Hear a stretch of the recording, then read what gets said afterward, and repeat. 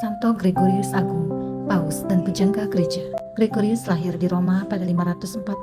Ibunya Silvia dan dua orang tantenya, Tarsila dan Aemiliana, dihormati pula oleh gereja sebagai orang kudus. Ayahnya, Gordianus, tergolong orang yang kaya raya, memiliki banyak tanah di Sisilia dan sebuah rumah indah di lembah bukit Sulian, Roma. Selama masa kanak-kanak, Gregorius mengalami suasana pendudukan suku bangsa Goth, Jerman atas kota Roma, mengalami berkurangnya penduduk kota Roma dan kacaunya kehidupan kota.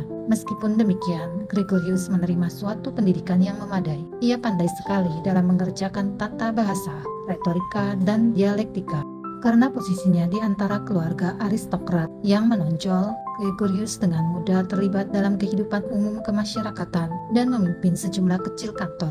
Pada usia 33 tahun, ia menjadi prefek kota Roma, suatu kedudukan tinggi dan terhormat dalam dunia politik Roma saat itu. Namun, Tuhan menghendaki Gregorius berkarya di kebun anggurnya. Gregorius meletakkan semua jabatan politik dan mengumumkan niatnya untuk menjalani kehidupan membiara. Ia menjual sebagian besar kekayaannya dan uang yang dia peroleh dimanfaatkan untuk mendirikan biara-biara. Ada 6 biara yang didirikannya di Sisilia dan 1 biara di Roma. Di dalam biara-biara itu, ia menjalani kehidupannya sebagai seorang rahib. Namun, ia tidak hanya hidup di dalam biara untuk berdoa dan bersemedi. Ia juga giat di luar biara dengan membantu orang-orang miskin dan tertindas, menjadi diakon di Roma, menjadi duta besar di istana Konstantinopel.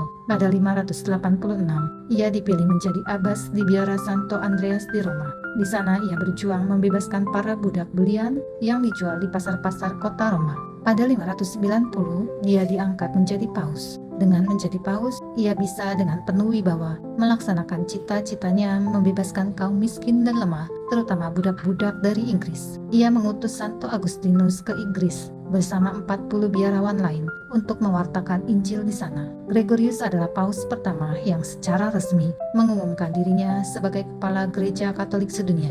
Ia memimpin gereja selama 14 tahun dan dikenal sebagai seorang paus yang masyhur, negarawan, dan administrator ulung pada awal abad pertengahan, serta bapa gereja Latin yang terakhir. Karena tulisan-tulisan yang berbobot, ia digelari sebagai pujangga gereja Latin. Meskipun begitu, ia tetap rendah hati dan menyebut dirinya sebagai abdi para abdi Allah, servus servorum Dei.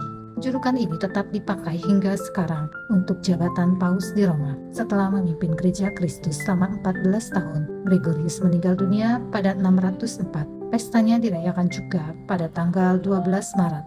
Santo Gregorius Agung, doakanlah kami.